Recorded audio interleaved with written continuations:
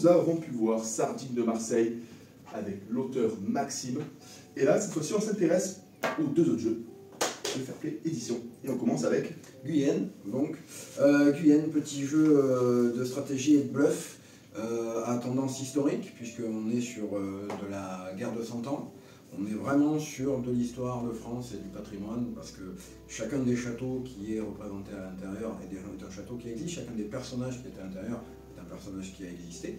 Donc on est vraiment sur de l'histoire. C'est un 2 joueurs, une quinzaine de minutes environ, et avec Laurent, son auteur, on a réussi à vraiment trouver un très bon compromis pour que le jeu puisse être réédité, puisqu'en fait, à la base, Laurent l'avait auto-édité en petite quantité, sous une forme un peu toolbox et assez simpliste. Et moi, le pitch du jeu et le jeu en lui-même, la DA du jeu, déjà de base, m'avait pas mal intrigué quand je l'avais vu sur les réseaux. Et j'ai décidé de contacter Laurent et de voir avec lui si je pouvais s'il pouvait être intéressé d'être édité. Il devait être entre 2 et 4 joueurs, il y avait un peu encore des petites accroches au niveau de la mécanique. Et puis j'ai travaillé avec lui, j'ai essayé de voir avec lui s'il pouvait me développer quelque chose qui serait plutôt un jeu purement duel, et avec quand même un peu plus de décorum, on va dire, avec donc plus de châteaux qu'un seul qu'il y avait à l'époque. On va rediriger la période, hein, oui. La guerre de 100 ans, tout à fait. Donc, Français contre Anglais, voilà. Puisque les Anglais à cette époque ont envahi une partie de la France au niveau de l'Aquitaine. Donc le roi de France décide, pour éviter que les Anglais s'attendent sur le territoire français, de faire construire donc toute une série de fortifications tout autour de cette région. Et ce sont ces châteaux qui sont mis en avant dans Guyenne, en tout cas une partie, bien évidemment. Et donc les deux forces en présence se battent pour le contrôle de ces châteaux. C'est vraiment stratégie, bluff et contrôle de prise de territoire, on va dire, le contrôle de château, afin de pouvoir gagner tout ça en une quinzaine de minutes. C'est parfait. Pour ça, des joueurs, c'est parfait. C'est un très très bon format.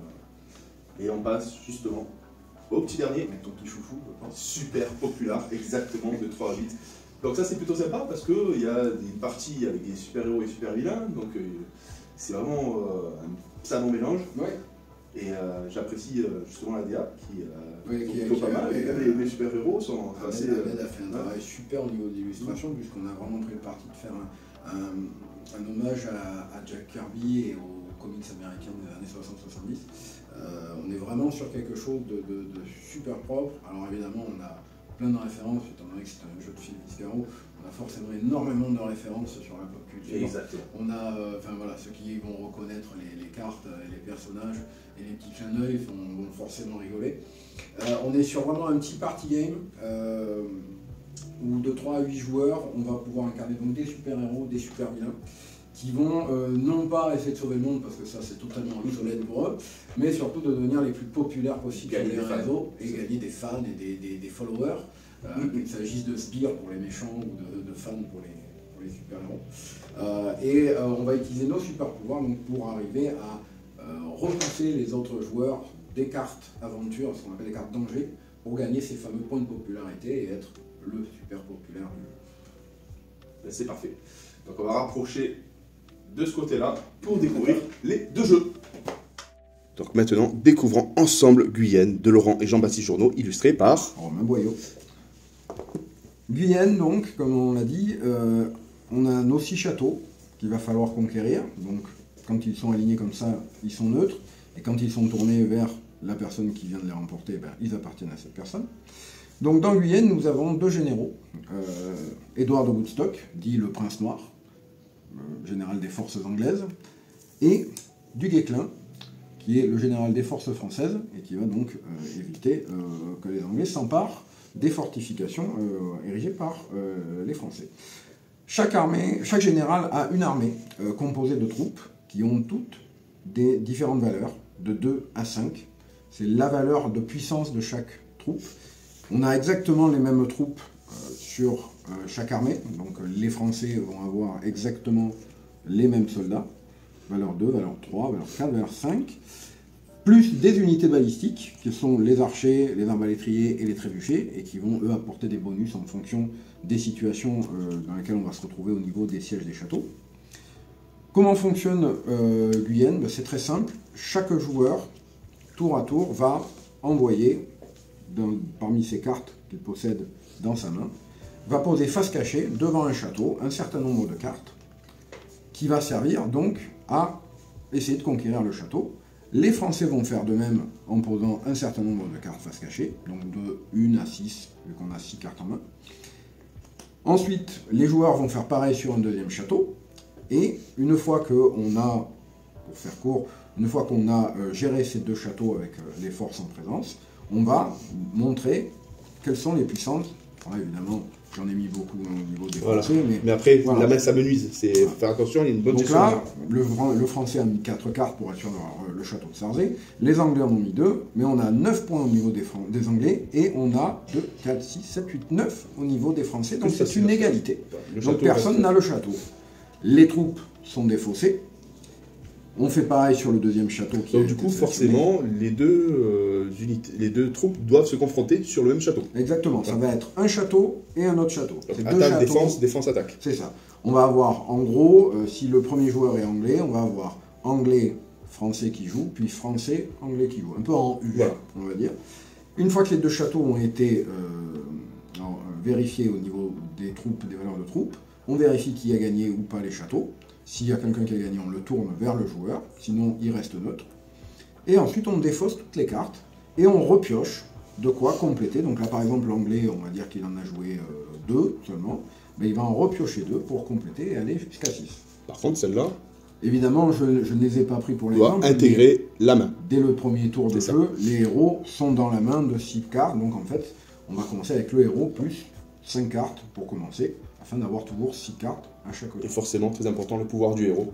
Alors le héros, lui, évidemment, c'est le big boss, donc forcément, s'il est joué, il poutre tout. Il arrive à gagner la bataille, quelles que soient les forces en présence. Sauf si, en effet, le héros adverse est aussi là. Donc là, dans ce cas, c'est une égalité. Les 2 héros sont défaussés et le château reste neutre.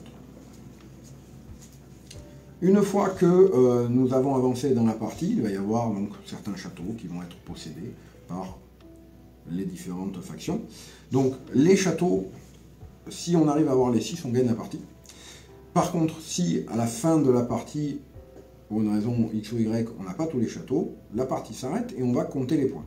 Chaque château vaut 1 point, sauf si il existe 2 ou plusieurs châteaux qui sont alignés adjacents les uns aux autres.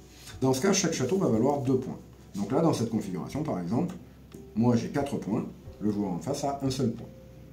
Ce qui fait qu'une ligne de défense assez étendue va être forcément plus intéressante que des petits points forts stratégiques qui vont être esselés et donc plus difficilement défendables. La partie s'arrête automatiquement au bout d'un certain temps, à savoir lorsque un joueur ne peut plus piocher suffisamment de cartes pour en avoir 6 en main. On va d'abord refaire une pioche. Ça va être une deuxième manche en fait. Et au bout de cette deuxième manche, si un joueur, n'importe lequel, ne peut toujours pas refaire ses 6 cartes, dans ce cas-là, on terminera la partie et on comptera les points. Donc un jeu de confrontation, d'anticipation. Voilà. Anticipation, bluff, puisque des fois on peut jouer sur le fait que on a le héros en main, mais on va jouer qu'une carte, mais en fait c'est pas le héros, mais peut-être que l'adversaire va croire que c'est le héros. Il y a de la stratégie, on peut arriver à assez facilement compter les cartes qu'il y a dans chaque armée et définir si on arrive à obliger le joueur à jouer plus de cartes, donc à épuiser sa pioche beaucoup plus rapidement. Il y a plein de petits points comme ça, stratégiques, bluff, pour pouvoir arriver à cette conquête des différents... Et après, comme on a dit, certaines troupes ont des capacités, des spécifiques. Il y a en effet des troupes spécifiques qui ont comme le trébuchet, comme exactement le trébuchet ou encore les archers. Voilà, là, par exemple, on passe sur les archers. Plus 2 lorsque vous défendez un château. C'est-à-dire un château qui vous appartient, vous le défendez automatiquement. Alors qu'un château neutre, il est confronté entre les différentes troupes. Et à contrario, sans pendant, nous avons le trébuchet qui lui permet d'avoir un bonus si on attaque un château ennemi. Donc un château qui est possédé par un autre joueur. Et voilà les règles de Guyenne. 15 minutes pour un affrontement à 2 joueurs. Parfait pour déterminer qui c'est qui va faire la vaisselle. C'est ça. Allez, à très bientôt pour une vidéo. Bye bye.